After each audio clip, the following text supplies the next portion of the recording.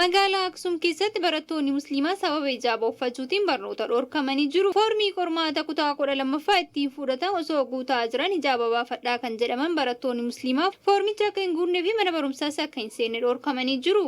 Murtee manni barumsichaa dabarsee kan mormu paartiin Baayitoonaa kan Tigraay keessa jiru gochi kun gocha sirrii miti jechuun balaaleffatee jira. Paartichi gama isaatiin gocha shamarran Musliimaa irratti raawwatame mirga amantii fi mirga namoomaa tuquudha. Mootummaa fi amantii gidduu garaagarummaa guddaa jira. Seera biyyattiitiin osoo hayyamamee jiru manni barumsichaa dhorkuu hin danda'u kan jedhe paartichi amantiin hunduu walqixa yoo jedhe miseensa koree majlisa Itoophiyaa keessaa biyya qullaa barachuu hin danda'amu keessatti uffata uffatanii barachuun maaliif dhorkama kan jedhan hijaabni yeroo hundaa mata duree ta'uudhaan barattoota Musliimaa shamarranii barnoota irraa dhorkuun qabu jechuudhaanis gocha kana mormanii jiru.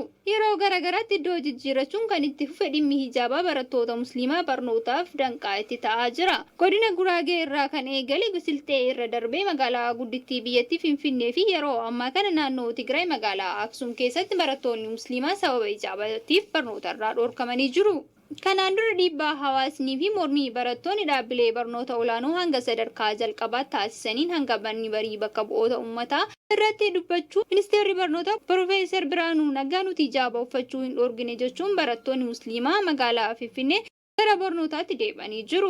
Yeroo ammaa kanas naannoo Tigraay magaalaa Aksum iddoo seensa amantii Musliimaa kan taate barattoonni Musliimaa akka hin baranne sababa amantii isaaniitiif dhorkamaa jiraachuun isaa immoo ijoo dubbii ta'uun biyyattii keessatti dubbii torbee kana wal harkaa fuudhamu ta'ee jira. Majlisni naannoo Tigraay dhimma kana biiroo barnoota naannoo Tigraay irra deebiin akka gaafachaa jirus Haaruun miidiyaan dubbatee jira. Kanumaan wal qabatee Haaruun miidiyaan hooggansa manneen barnootaa bilbilaan dubbisee jira. Hijaabaa miti faaya kamiyyuu kaawwatanii barachuun nu biratti dhorkaadha kan jedhan hooggantoonni kurniin hijaaba baafachuun dirqama barattoonni shamaraa rifeensa isaanii qullaa godhanii barachuu qaban jechuudhaan bilbila isaa irratti cufachuu filatee jira.